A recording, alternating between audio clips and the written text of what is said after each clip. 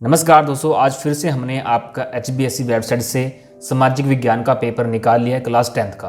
और सबसे पहले आज set A, set B, set C और सेट डी चारों सेट करवाने वाले हैं। इससे दोस्तों आपको आइडिया हो सकता है कि एग्जामिनर में क्वेश्चन का पैटर्न किस प्रकार आएगा और कौन कौन से क्वेश्चन आपसे सोशल साइंस में पूछे जाएंगे। सबसे पहले क्वेश्चन आपके पास एक नंबर के आएंगे, ऑप्शन टाइप भी आ सकते हैं, लिखने वाले भी आ सकते हैं, तो ये याद रखना। जैसे कि इस तरह का क्वेश्चन आपसे पूछा जाएगा, नील नदी का वरदान किसे कहा जाता है। तो इसका जो राइट आंसर है वो है मिस्र। तो आप इसको भी थोड़ा याद रखना, जो मैं आपको आंसर बता रहा हूँ इससे आपको थोड़ी हेल्प मिलेगी। अगर यही क्वेश्चन आ जाता है तो आप इसका ये आंसर कराना जो मैं आपको इस वीडियो में बता रहा हूँ। जैसे दूसरा क्वेश्चन, ईसा स्मिही के उपदेश किस ग्रंथ में संग्रहित है। तो इसका है ईसाई धर्म में। ईसाई धर्म में आएगा। 200 उत्तर में नीचे लिखे हुए हैं, तभी मैं नीचे देख रहा हूँ। उसके बाद तीसरा क्वेश्चन है, महात्मा बुद्ध के बचपन का नाम क्या था। तो इसका जो नाम था सिद्धार्थ। बचपन का नाम महात्मा बुद्ध का सिद्धार्थ था। महमूद गजनवी के भारत पर आक्रमण के पीछे का उद्देश्य क्या था। धन लूटना, मूर्ति खंडित करना, इस्लाम धर्म स्वीकार करवाना, ये इसका मुख्य उद्देश्य था। पांचवा क्वेश्चन 3-3 नंबर के आएंगे आपके, जैसा आप देख रहे हैं इस प्रकार के क्वेश्चन आएंगे। छठा क्वेश्चन आप देख सकते हैं जो कि 3 नंबर का आएगा। सातवां क्वेश्चन आप देख सकते हैं जो कि 3 नंबर का आएगा। दोस्तों आप क्वेश्चन पढ़ लेना, अगर क्वेश्चन मैं पढ़ूंगा तो वीडियो काफ़ी लंबा हो जाएगा और मुझे चारों सेट करवाने इस वीडियो में, ताकि वीडियो कम ड्यूरेशन का रहे और आपको इन्फॉर्मेशन मिलती रहे। सातवां क्वेश्चन इस तरह का है, समाजवाद व उपनिवेशवाद में अंतर आपको स्पष्ट करना है। यानी कि कहने का मतलब दोस्तों ये है, जहाँ से जिस भी लेसन से ये क्वेश्चन आए हैं तो आपको ये क्वेश्चन पक्के करने हैं। इसके अलावा आपको एडवांस तैयारी करनी है। यानी कि जो मैं आपको क्वेश्चन बता रहा हूँ ये वेरी इंपॉर्टेंट क्वेश्चन है। चारों सेट करवाऊंगा, यानी कि चारों सेट में से मान के चलो आप 40 से 50 नंबर आपके पक्का आएंगे और यही क्वेश्चन आपके पेपर में आएंगे। और मुझे इस वीडियो के कमेंट बॉक्स में बताना जब आपका रियल पेपर 26 मार्च को होगा कि जो मैंने क्वेश्चन करवाए हैं वो क्वेश्चन कितने आए हैं और पक्का आएंगे। दोस्तों मैं काफ़ी पेपर करवा चुका हूँ एडवांस में, तो स्टूडेंट का जो फीडबैक है वो काफ़ी अच्छा आ रहा है। वो मेरे वीडियो को भी देख रहे हैं और आगे जो पेपर होते हैं उसके बारे में बता देते हैं कि हमें ये पेपर चाहिए। तो जैसे ही मैं वीडियो बनाकर दे देता हूँ ताकि सभी स्टूडेंट को एक वीडियो के माध्यम से हेल्प हो सके। 8वां क्वेश्चन आप देख सकते हैं जो कि क्रांति का क्वेश्चन है। 1857 की क्रांति के मुख्य कारण क्या थे, क्या क्या कारण थे दोस्तों। ये आपको 5 नंबर का क्वेश्चन आएगा। या तो आप ये करना या फिर आप अथवा वाला करना, दोनों में से आपको एक करना। दोनों नहीं करना, क्योंकि दोनों में से आपको एक क्वेश्चन के ही नंबर मिलेंगे। 9वां क्वेश्चन आपका रेखा मानचित्र का आएगा, जिसमें आपको स्थान वगैरह बताने हैं। जैसे आप देख रहे हैं, वह स्थान जहां 1922 में असहयोग आंदोलन हिंसक के रूप में बदला गया था। ऑप्शन टाइप में क्वेश्चन भी आ सकता है, बताया जा सकता है कि असहयोग आंदोलन कहाँ किया गया था, इस प्रकार के बारे में भी आ सकता है, और किसने किया था, इस प्रकार का क्वेश्चन भी आ सकता है। सेकंड पार्ट आप देख सकते हैं। उसके बाद थर्ड पार्ट आप देख सकते हैं, भारत में शामिल कमीशन कहाँ पहुँचा। चौथा पार्ट देख सकते हैं, भारत में पुर्तगाली उपनिवेश के बारे में आपको मानचित्र में दर्शाना है। उसके बाद ये तो आपका जो ब्लाइंड कैंडिडेट उसके लिए है, ये आपने नहीं करना है। इस तरह का आपको देखने को मिलेगा। 10वां क्वेश्चन आपका इस प्रकार आएगा जैसे आप इस वीडियो में देख रहे हैं। तो 10वां क्वेश्चन यहाँ पर जो आंसर है, किस वर्ष में श्रीलंका एक स्वतंत्र राष्ट्र बना था। तो इसका जो राइट आंसर है वो 48 था। भारत स्वतंत्र हुआ 1939 में, लेकिन यहाँ पर श्रीलंका अपना पड़ोसी देश है, इसका भी याद रखना। नेपाल का भी याद रख सकते हैं आप, क्योंकि नेपाल भी अपना पड़ोसी देश है। 11वां क्वेश्चन इस प्रकार, इसमें इसका जो राइट आंसर है वो आपका अमेरिका आएगा। अमेरिका 7 आकार, तो मतलब इसका जो राइट आंसर है वो अमेरिका ही आएगा, ये राइट आंसर है। उसके बाद 12वां क्वेश्चन है, भारत में यहाँ औरतों के लिए आरक्षण की व्यवस्था है। पंचायती राज की संस्थाएं में आरक्षण की व्यवस्था की गई है। 13वां क्वेश्चन आपका इस प्रकार आएगा, उस संगठन का नाम बताइए जिसके साथ भारत में हर दल को पंजीकरण कराना पड़ा। तो उस दल का नाम है चुनाव आयोग। 14वां क्वेश्चन आपका इस प्रकार आएगा, किस आंदोलन का नेतृत्व मार्टिन लूथर ने किया था। सुधार आंदोलन का। 15वां क्वेश्चन आप देख सकते हैं, बहुदलीय क्वेश्चन है। 16वां क्वेश्चन आप देख सकते हैं। 17वां क्वेश्चन आप देख सकते हैं। 18वां क्वेश्चन भी आप देख सकते हैं। 19वां क्वेश्चन आपका 3 नंबर का आएगा। 20वां क्वेश्चन आपका 5 नंबर का आएगा, बड़ा क्वेश्चन आएगा। राजनीतिक वाले ये सभी क्वेश्चन याद करके जाना। सरकार वाले जितने भी क्वेश्चन है, या तो आप ये करना या फिर आप ये करना। उसके बाद 21वां क्वेश्चन फिर आपके यानी कि ऑप्शन टाइप क्वेश्चन चलेंगे, जैसे आप इस वीडियो में देख रहे हैं। तो मैं आपको थोड़ा सा ऑप्शन टाइप भी बता देता हूँ। जैसे कि 21वां क्वेश्चन, इसमें से किस राज्य में काली मृदा मुख्य रूप से पाई जाती है। जैसे कि महाराष्ट्र। क्वेश्चन ये भी आ सकता है कि काली मृदा में कौन सी फसल उगाई जाती है, तो ये क्वेश्चन भी याद करके आ जाना, क्योंकि दोस्तों क्वेश्चन जो है घुमा फिरा कर एग्जाम नंबर पूछता है, क्वेश्चन वही होते हैं, थोड़ा घुमा फिरा कर आपसे पूछता है। उसके बाद 22वां क्वेश्चन आप देख सकते हैं, पंजाब में भूमि निम्नलिखित में से मुख्य कारण क्या है। तो अधिक सिंचाई का सबसे मुख्य कारण यहाँ पर पंजाब में धान वगैरह की फसल ज़्यादा उगाई जाती है और अधिक सिंचाई वहाँ पर की जाती है। 22वां क्वेश्चन यहाँ पर 1 नंबर वाला क्वेश्चन लिखने वाला क्वेश्चन है, पर्वत पूरे भू क्षेत्र के कितने प्रतिशत भाग पर विस्तृत है, यानी कि पृथ्वी यानी वर्ल्ड यानी फिर पृथ्वी का इतना बड़ा भाग है उस पर पर्वत कितने भाग में फैला हुआ है, ये यहाँ पर पूछा गया है। तो यहाँ पर जो उसका राइट आंसर आएगा वो आएगा 10.6%। काली मिट्टी को दूसरे किस नाम से जानते हैं। देखिए तो क्वेश्चन वही आया, अभी ऑप्शन में काली मिट्टी के बारे में पूछा गया था, लेकिन इसका दूसरा नाम भी होता है। काली मिट्टी को दूसरे किस नाम से जाना जाता है। लावा मिट्टी बोलते हैं इसको, रेगुर मिट्टी भी बोलते हैं, लावा मिट्टी बोलते हैं, कपास मिट्टी बोलते हैं, क्योंकि इसके अंदर कपास उगाई जाती है। काली मिट्टी के अंदर कपास की फसल उगाई जाती है। अगर इस प्रकार का क्वेश्चन आए कि काली मिट्टी में किस प्रकार की फसल उगाई जाती है, तो यानी कपास की फसल उगाई जाती है। 25वां क्वेश्चन आपका इस प्रकार आएगा 2 नंबर का, 26वां क्वेश्चन 2 नंबर का, 27वां क्वेश्चन आपका 3 नंबर का, 28वां क्वेश्चन फिर बड़ा क्वेश्चन आपका 5 नंबर का आएगा। ये खनिज वाले आप याद करके जाना, ये काफ़ी आसान होते हैं और आप कर पाओगे। उसके बाद 29वां क्वेश्चन आपको एक मानचित्र दिया जाएगा, उसमें आपको ये बताना है, ठीक है, जैसे आप इस वीडियो में देख रहे हैं। यानी कि इसमें आपको बताना है कि जैसे कि यहाँ पर पहला पार्ट यहाँ पर भाखड़ा नगल बांध, यानी कि आपको उस लोकेशन का नाम मानचित्र में दर्शाना है। सेकंड यहाँ पर आगरा सूती वस्त्र उद्योग। तीसरा दिल्ली अंतर्राष्ट्रीय हवाई पतन, यानी कि इंदिरा गांधी एयरपोर्ट के नाम से बना हुआ है। उसके बाद ये ब्लाइंड कैंडिडेट जिनकी आंखें ब्लाइंड हैं उनके लिए क्वेश्चन है। तो उसके बाद हम चलते हैं 30वें क्वेश्चन की तरफ। 30वां क्वेश्चन इस प्रकार है, तो इसका जो राइट आंसर है वो डी है, उपरोक्त सभी। उसके बाद 31वां क्वेश्चन आपका इस प्रकार है, इसका जो राइट आंसर है वो है बी, विकसित देशों के लोगों के वैश्वीकरण ने जीवन स्तर के सुधार में सहायता पहुँचाई है, तो इसका राइट आंसर है बी। उसके बाद हम चलते हैं 32वें क्वेश्चन पे, जो कि आपके नंबर वाले क्वेश्चन हैं। तो 32वां क्वेश्चन में आपको ब्रैकेट में दिया गया है कि इसमें खाली स्थान में कौन सा आंसर आएगा। तो इसका जो सही आंसर है वो तृतीय आंसर इसका आएगा। उसके बाद यहाँ पर आपका 2-2 नंबर वाले क्वेश्चन चल जाते हैं। आप 34वां, 35वां, 36वां क्वेश्चन आपका 5 नंबर का है और उपभोक्ता वाला क्वेश्चन है। इसको आप बना कर भी लिख सकते हैं, उपभोक्ता के 5 अधिकार कौन से हैं, तो इसको आप बना कर लिख सकते हैं। यानी कि आपको कैसे इसको एक्सप्लेन करना है, थोड़ा सा पढ़ लेना, काफ़ी आसान क्वेश्चन होते हैं उपभोक्ता वाले, या तो आप ये करना या फिर आप ये करना। वैश्वीकरण के कोई 5 फायदे सबसे इसमें लिखिए। ये आपका सेट ए हो चुका है, आप चलते हैं सेट बी की तरफ। तो दोस्तों ये आ चुका है सेट बी, जैसे आप देख रहे हैं। मिस्र के शासक किस देवता को अपना इष्ट देवता मानते हैं, तो आपको बताना है उनका कौन सा इष्ट देवता है। मेरे ख्याल से जो हमारे देवता हैं इंडिया के, वही देवता वहाँ पर भी हैं, जैसा आप देख रहे हैं। तो इसमें से आपको इष्ट देवता बताना है। सेकंड क्वेश्चन आप देख सकते हैं जो कि 1 नंबर का है। थर्ड क्वेश्चन आप देख सकते हैं जो कि 1 नंबर का है। फोर्थ क्वेश्चन आपका 2 नंबर का है। 5वां क्वेश्चन यानी 5th क्वेश्चन आपका 3 नंबर का है। 6th क्वेश्चन आपका सरस्वती सिंधु सभ्यता के बारे में पूछा गया, 3 नंबर का है। 7th क्वेश्चन आपका जैन धर्म के बारे में, बौद्ध धर्म के बारे में आपको अंतर स्पष्ट करना है, जो कि 3 नंबर का है। 8th क्वेश्चन आपका समाजवादी राष्ट्रों के बारे में बताना है आपको, यानी कि तरीके बताने, जो कि 5 नंबर का, या तो आप ये करना, या फिर स्वतंत्रता आंदोलन में स्वदेशी व बहिष्कार क्यों महत्वपूर्ण थे, ये करना। क्योंकि दोस्तों आप सभी को पता है कि जो विदेश के हमारे इंडिया के अंदर आ चुके थे, उनको बाहर भगाने के लिए काफ़ी सारे स्वतंत्रता आंदोलन चलाए गए थे, तभी जाकर वो यहाँ से गए थे और तभी हमारा देश आज़ाद हुआ। तो बनाकर भी ले सकते हैं, थोड़ा सा आपको पढ़ना पड़ेगा, लेकिन आप बनाकर ले सकते हैं। समाज का पेपर में आपको थोड़ा सा क्वेश्चन देखना है, आपको 1 से 2 बार क्वेश्चन पढ़ना है कि उसमें मांग क्या है, उसी प्रकार से आपको क्वेश्चन करना है। 9वां क्वेश्चन कुछ इस प्रकार है, जैसा भी आपको मानचित्र दिया जाएगा, आपको मानचित्र में आपको ये स्थान बताने हैं, पार्ट 1, पार्ट 2, पार्ट 3, पार्ट 4। वह स्थान जहाँ 1957 में कांग्रेस 2 टुकड़ों में बट गई थी, यानी स्थान का नाम पूछा, गुजरात में बटी थी या फिर कहाँ बटी थी, आपको बताना है। उसके बाद ये ब्लाइंड के लिए, जैसे आप देख रहे हैं।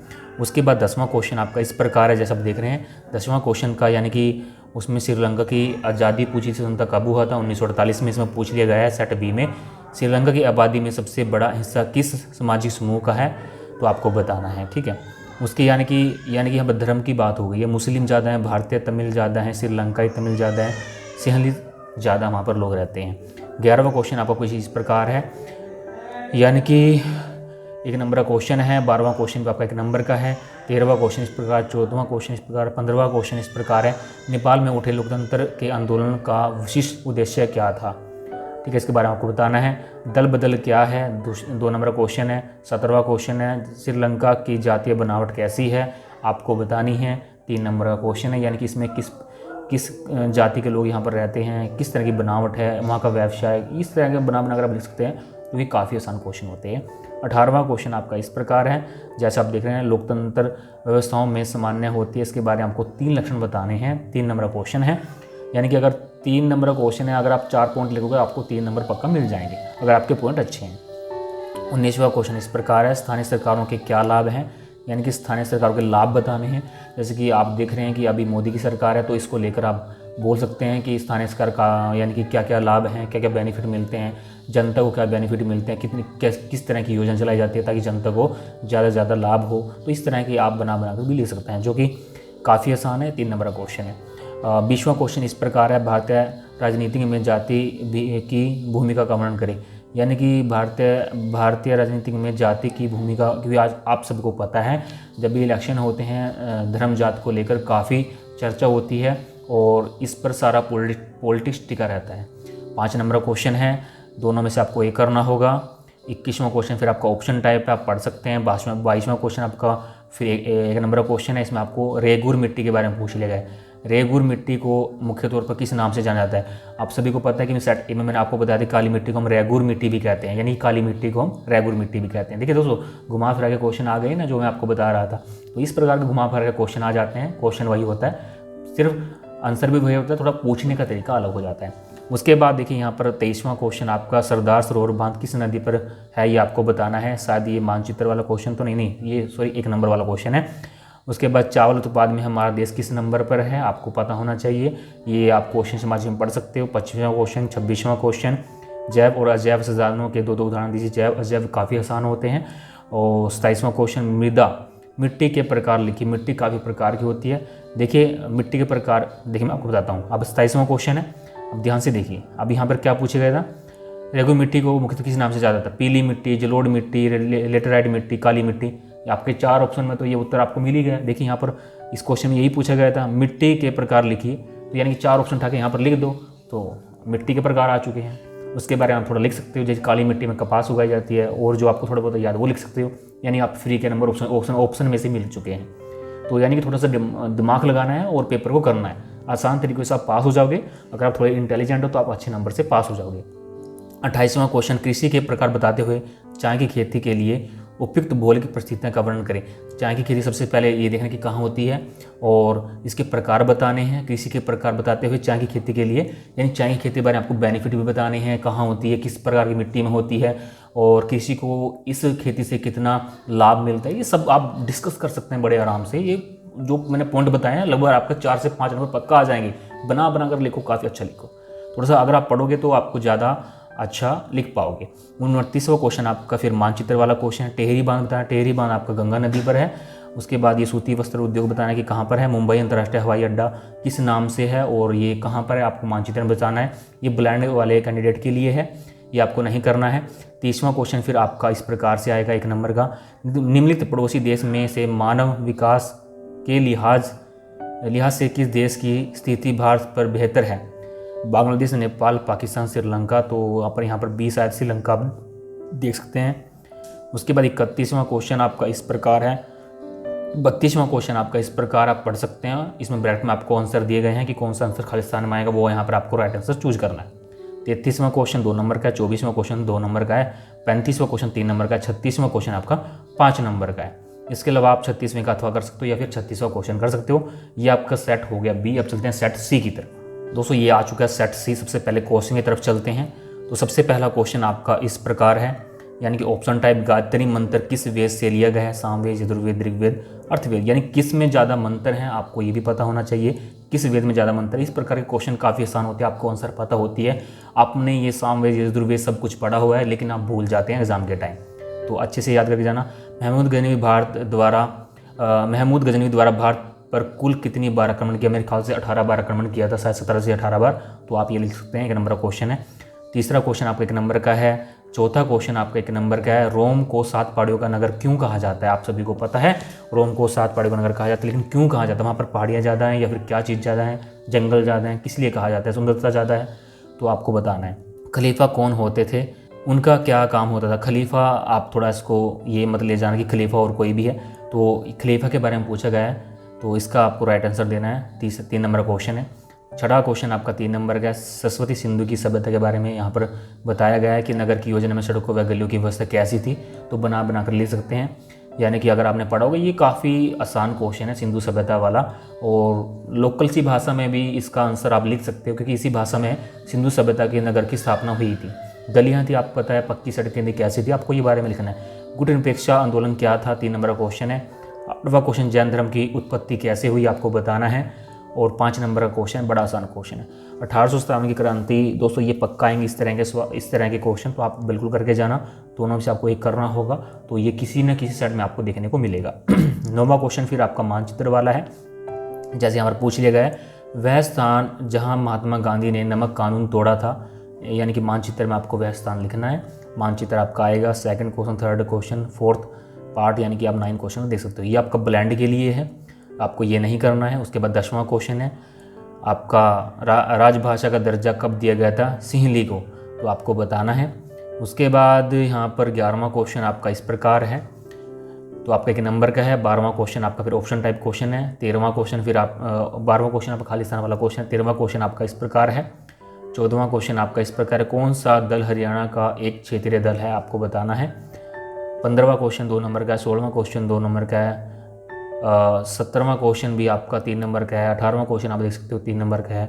19वां क्वेश्चन आपका 3 नंबर का है। राजनीतिक दलों की जरूरत क्यों होती है, आपको ये बताना है। अपनी भाषा में भी लिख सकते हो, अगर आपने थोड़ा बहुत पढ़ा है तो कोई प्रॉब्लम नहीं है, आपको पूरा नंबर आपको मिलेगा। 20वां क्वेश्चन आपका 5 नंबर का है, जिसमें आपको राजनीतिक सुधारों या लोकतंत्र सुधारों का वर्णन करना है कि क्या क्या सुधार होने चाहिए राजनीति में, और लोकतंत्र में भी क्या क्या सुधार होने चाहिए। राजनीति में संप्रदाय का क्या योगदान है, ये आपका 5 नंबर का, दोनों में से आपको एक करना है। काफ़ी आसान क्वेश्चन पूछे गए हैं दोस्तों। अब देखिए दोस्तों, इसमें से कौन सी रबी फसल है। अब मैं आपको बताना चाहूँगा खरीफ फसल और रबी फसल को आप कैसे पहचानोगे। सबसे पहले देखो, आप सभी को पता है कि हमारे यहाँ पर गेहूँ चावल की खेती भी होती है। गेहूँ एक छोटा सा शब्द है, गेहूँ 2 अक्षर का शब्द है, ऐसे ही रबी 2 अक्षर का शब्द है, यानी गेहूँ जो फसल होती है वो रबी की फसल होती है, आप ये याद रखना। अब खरीफ देखिए बड़ा शब्द है, खरीफ। अब देखिए जीरी भी बड़ा शब्द है, तो इसलिए आप रबी को गेहूं के नाम से आप जान सकते हो और खरीफ को आप जीरी के नाम से जान सकते हो। अब लगी हुई है रबी फसल, यानी कि गेहूं की फसल लगी हुई है, तो आप देख सकते हो कहीं पर गेहूं भी खड़ी है, कहीं पर बरसीन भी खड़ी है, कहीं पर आलू भी खड़े हैं, तो इस प्रकार की सरसों भी खड़ी है, गन्ना भी खड़ा है। तो गन्ना तो आई थिंक कुछ और फसल के अंदर आता है। तो इस टाइम गेहूं के साथ साथ कौन कौन सी फसल आपको खेतों में देखने को मिल रही है, वो सभी अभी रबी फसल है, ठीक है। तो यहाँ पर देखिए पूछा गया है, चावल तो नहीं हो सकती, मोटे अनाज नहीं हो सकते, चना नहीं हो सकते। चना, हाँ चना है इसके अंदर, क्योंकि आजकल चने भी आपने मार्केट में आपको देखने को मिलेंगे। जब आप सब्जी मंडी वगैरह जाते हो तो चने के बड़े बड़े पौधे रखते हैं, जो कच्चे चने होते हैं, तो आपकी जो है यानी कि रबी फसल चना यहाँ पर आ जाएगा। उसके बाद फिर देखिए यहाँ पर 22वां, झारखंड में स्थित, यानी कि आपको एक खनिज का नाम बताना है कि वहाँ सबसे ज़्यादा क्या बॉक्साइड है, अभ्रक है, लोहा है, क्या तांबा है, क्या पाया जाता है वहाँ पर। 22वां क्वेश्चन। 23वां क्वेश्चन, चाय का पौधा किस जलवायु में उगाया जाता है। देखिए तो चाय का जो पौधा होता है किस जलवायु में उगाया जाता है, यानी कि जहाँ पर जैसे कि किस स्थान पर उगाया जाता है, पहाड़ीदार क्षेत्रों में उगाया जाता है, यानी कि जलवायु वहाँ पर कैसी होनी चाहिए, ठंडी होनी चाहिए या फिर गर्म होनी चाहिए। तो आप सभी को पता है, आप काफ़ी सारे इंस्टाग्राम पर वगैरह ऐसी वीडियो भी देखते हैं जो कि पीछे टोकरा टांग कर यानी कि चाय पत्ती के पत्तों को तोड़ती है। तो यानी कि आपको पहाड़ीदार एक क्षेत्र मिलता है, यानी कि आप इससे आइडिया लगा सकते हो कि उसकी जलवायु एक यानी कि ठंडी होनी चाहिए उसके लिए, यानी कि आप समांतर हो, ना तो ठंडा हो ना गर्म हो। तो थोड़ा सा इसको पढ़ लेना, आई थिंक मैं आपको एक थोड़ा आइडिया दे रहा हूँ, इस प्रकार से आप सोच सकते हो। रबड़ किस क्षेत्र की फसल है, या ये आपको बतानी है। 25वां क्वेश्चन आप देखते हो। 26वां क्वेश्चन, खरीफ फसलें क्या हैं। खरीफ फसलें आपको बतानी है कि कब ये बोई जाती हैं। अब खरीफ फसल जैसे आपके धान है, तो कब धान की फसल कब बोई जाती है। अब गेहूँ कटेंगे आपकी जून में, तो यानी कि मई में कट जाती है गेहूँ, अप्रैल मई में। उसके बाद फिर आपकी खरीफ की फसल आ जाती है, यानी कि जून के बाद आपकी खरीफ की फसल बोई जाती है। नवंबर अक्टूबर इस महीने में आपकी यानी कि खरीफ की फसल बोई जाती है। इसके आप नाम लिख सकते हो, यानी कि धान को लेकर धान के समय किस किस फसल, कौन कौन सी फसल उगाई जाती है। उसके बाद 27वां क्वेश्चन आप देख सकते हो, 28वां क्वेश्चन आप देख सकते हो, 29वां क्वेश्चन आप देख सकते हो, जिसमें आपको मानचित्र दिया गया है, आपको ये मानचित्र आपको बताने हैं। मुंबई सॉफ्टवेयर टेक्नोलॉजी पार्क, अगर मुंबई की बात करें तो मुंबई में ही होगा। हैदराबाद अंतर्राष्ट्रीय हवाई पतन, तो आपको हैदराबाद वहाँ पर आपको मेंशन करना है मैप के अंदर। उसके बाद फिर 30वां क्वेश्चन आप देख सकते हो, 31वां क्वेश्चन आप देख सकते हो, 32वां क्वेश्चन आप देख सकते हो, इस प्रकार से है, जो कि खालिस्तान वाला क्वेश्चन है, आपको ब्रैकेट में आंसर दिया गया है। 33वां क्वेश्चन आप देख सकते हो, 34वां क्वेश्चन है आप देख सकते हो, 35वां क्वेश्चन देख सकते हो, पर्यावरण में गिरावट के कुछ ऐसे उदाहरणों की सूची बनाइए जो अपने अपने आसपास देखे हैं। 36वां क्वेश्चन आपका इस प्रकार है। 36वें क्वेश्चन या तो आप ये करना या फिर आप ये करना। भारत में उपभोक्ता को समर्थ बनाने के लिए सरकार द्वारा किस कानून मापदंडों को लागू करना चाहिए, यानी कि उपभोक्ता को बनाए रखने के लिए गवर्नमेंट ने किस तरह के कदम उठाने चाहिए, ये आपको इसके बारे में लिखना है। और ये सेट सी हो चुका है। अब चलते हैं सेट डी की तरफ। दोस्तों ये आ चुका है सेट डी, जैसे आप देख रहे हैं। सबसे पहले फर्स्ट क्वेश्चन की तरफ चलते हैं। इस प्रकार का क्वेश्चन यहाँ पर पूछा गया है, देख लेते हैं। तो सबसे पहले क्वेश्चन है, पानीपत की प्रथम लड़ाई कब हुई थी। पानीपत की जितनी भी लड़ाई हुई, चाहे वो 2 हुई चाहे वो 3 हुई, सभी आपको याद होनी चाहिए। लेकिन जो प्रथम लड़ाई हुई थी वो 1526 में हुई थी। महावीर स्वामी किस दर्शन से संबंधित हैं, यानी कि वो थे जैन से संबंधित थे, ठीक है। उसके बाद यहाँ पर तीसरा क्वेश्चन आ जाता है इस प्रकार का, तो आपको उसे खालिस्तान में लिखना है। मुख्य व्यवसाय, मिस्र के लोगों का मुख्य व्यवसाय क्या था। उसके बाद फिर आपका चौथा क्वेश्चन आप देख सकते हैं, 5वां क्वेश्चन, 6ठा क्वेश्चन, ईसाई लोगों ने क्रूड सेट क्यों किए। 7वां क्वेश्चन आप देख सकते हैं। 8वां क्वेश्चन आप देख सकते हैं, 5 नंबर वाला क्वेश्चन काफ़ी अच्छा। इंदिरा गांधी ने 1975 में आपातकालीन क्यों लागू किया गया, दंगे फसाद हो गए थे, तभी आपातकालीन की घोषणा की जाती है। इसी कारण से इंदिरा गांधी ने भी 1975 में आपातकालीन की घोषणा की थी। मेरे ख्याल से युद्ध वगैरह हुआ था। तो आप इस क्वेश्चन को पढ़ सकते हैं और ये क्वेश्चन काफ़ी ईजी है, आप बना कर भी लिख सकते हैं अगर आपने थोड़ा बहुत पढ़ा हुआ है। 9वां क्वेश्चन आपका मानचित्र वाला क्वेश्चन है। इस प्रकार आपको फर्स्ट, सेकंड, थर्ड, फोर्थ आपको उसके अंदर मैप के अंदर आपको मेंशन करना है। उसके बाद फिर देखिए यहाँ पर आ जाता है, ये आई थिंक ब्लाइंड के लिए आपको नहीं करना है दोस्तों। उसके बाद 10वां क्वेश्चन आपका, बेल्जियम के केंद्र राज्य सरकार अतिरिक्त अन्य कौन सी सरकार है। आई थिंक मैंने ये किया है या फिर नहीं किया, मैं आपको दिखा देता हूँ। तो इसका जो राइट आंसर है वो यहाँ पर आएगा सामुदायिक सरकार, सी राइट आंसर आएगा। उसके बाद 11वां क्वेश्चन है। 11वां क्वेश्चन में यहाँ पर पूछ लिया गया है भारतीय संविधान यानी कि भाषाओं के बारे में पूछा गया है, कितना दर्ज भाषा है, 21, 20, 21, 22, 23 है। यहाँ पर इसका राइट आंसर है बी यानी 21। उसके बाद यहाँ पर 12वें क्वेश्चन को लिखा गया है, बोलीविया कहाँ स्थित है। तो यहाँ पर ये दक्षिण अफ्रीका में स्थित है।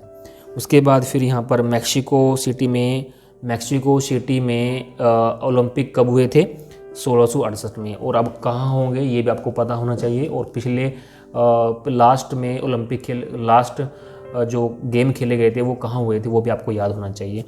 14वां क्वेश्चन है इस प्रकार का, एक लोकतंत्र सरकार खालिस्तान में आएगा जनता के प्रति उत्तरदायी होती है, ठीक है। उसके बाद फिर ये श्रम वाला क्वेश्चन 2 नंबर का आ जाता है, श्रम के लैंगिक विभाजन का क्या अर्थ है। और उसके बाद 16वां क्वेश्चन आपका इस प्रकार है जो कि 2 नंबर का है। 17वां क्वेश्चन आपका 3 नंबर का है। 18वां क्वेश्चन फिर आपका 3 नंबर का है। 19वां क्वेश्चन फिर आपका 3 नंबर का है। 20वां क्वेश्चन आपका फिर 5 नंबर का है। और लोकतंत्र वाले सवाल, राजनीति सवाल आपको जरूर करके जाना, वो ये पक्का आएंगे। 21वां क्वेश्चन फिर आपका आ जाता है ऑप्शन टाइप। तो 21वां क्वेश्चन एक बार हम देख लेते हैं। तो सबसे पहले यहाँ पर बताया गया है निम्न में से चट्टानों में से किस चट्टान के स्तरों में खनिज का नहीं, तो इसका राइट जो आंसर है ए है यहाँ। उसके बाद 22वां क्वेश्चन आ जाता है। तो यहाँ पर इसका right answer I think Tata steel हो सकता है। उसके बाद यहाँ पर 23वां क्वेश्चन कुछ इस प्रकार है, जैसे आप देख रहे हैं अत्याधिक खनिज का एक उदाहरण है। तो इसका एक उदाहरण क्या है आपको मैं 2 बता देता हूँ, चूना पत्थर और ग्रेफाइट। तो इनमें से आप कोई एक कर देना जो मैंने आपको बताया। तो अगर दोनों करोगे तब भी आपको एक ही नंबर मिलेगा। किस देश को कपास के पौधे का मूल स्थान माना जाता है। संयुक्त राष्ट्र अमेरिका को कपास का पौधे का मूल स्थान माना जाता है। उसके बाद ये 25वां क्वेश्चन आपको 2 नंबर का आएगा। 26वां क्वेश्चन जैव और अजैव में आपको 2 उदाहरण देने हैं साधनों में। 27वां क्वेश्चन आपका इस प्रकार का आएगा 3 नंबर का। 28वां क्वेश्चन फिर आपका 5 नंबर का आएगा। परिवहन के साधन बताते हुए रेल परिवहन की व्याख्या कीजिए। रेल परिवहन के बारे में आपको बताना है कि रेल मानव या फिर जनता के लिए किस प्रकार के एक लाभदायक परिवहन है, या फिर यानी कि पूरा बोर्ड आप लिख सकते हो बना कर अगर आपने रेल में ट्रैवल किया है। इसके अलावा थोड़ा सा पढ़ लेना तो आपको काफ़ी हेल्प मिल जाएगी लिखने में। 29वां क्वेश्चन आपका मानचित्र वाला क्वेश्चन है, जैसे आप देख रहे हैं तो यहाँ पर आपको ये मानचित्र वाले क्वेश्चन आपको बताने की कौन सी जगह कहाँ पर आपको दिया गया है वो आपको मानचित्र में मेंशन करने हैं। 29वां क्वेश्चन, ये 29 नंबर वाला जो प्रश्न है ये आपका ब्लाइंड कैंडिडेट के लिए, ये आपको नहीं करना है। उसके बाद 30वां क्वेश्चन फिर आपका आ जाता है इस प्रकार का, तो इसका जो राइट आंसर है वो आपका 6 निकल के आएगा, 6000 रुपये। उसके बाद 31वां क्वेश्चन आपका इस प्रकार का आएगा, जिसका जो राइट आंसर है वो है सी, स्थानीय कंपनियों की साझेदारी।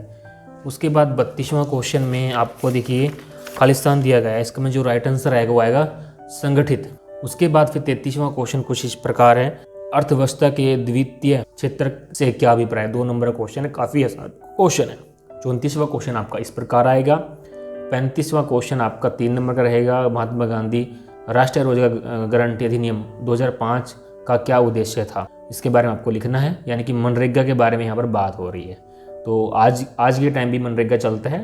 तो उद्देश्य क्या था इसका, सबसे पहला उद्देश्य तो यही था कि सभी को रोजगार मिले, 100 दिन का रोजगार आप सभी को पता है, और इसके बारे में बना कर लिख सकते हैं 2 से 4 पॉइंट, तो आपको 3 नंबर पक्का मिल जाएंगे। 36वां क्वेश्चन आपका इस प्रकार है, या तो आप ये करना या फिर आप ये करना। उपभोक्ता के 5 अधिकार क्या हैं, तो उपभोक्ता वाले सवाल पक्के करके जाना दोस्तों, ये पक्का आएंगे।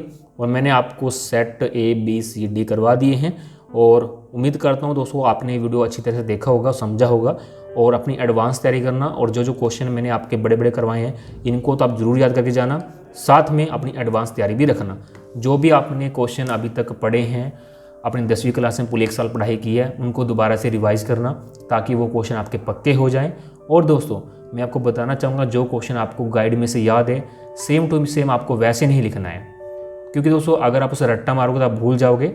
अगर आपको कुछ भी लाइनें याद हैं तो आप बना कर भी लिख सकते हो। तो दोस्तों इस वीडियो को अपने फ्रेंड के साथ शेयर करना जिनका 26 मार्च को सोशल साइंस का पेपर है। और दोस्तों अगर आप हमारे यूट्यूब चैनल पहली बार वीडियो देख रहे हैं तो चैनल को सब्सक्राइब कर देना, साथ में प्रेस करें ताकि हम जैसे ही वीडियो अपलोड करें आपको नोटिफिकेशन मिल सके। Thanks for watching.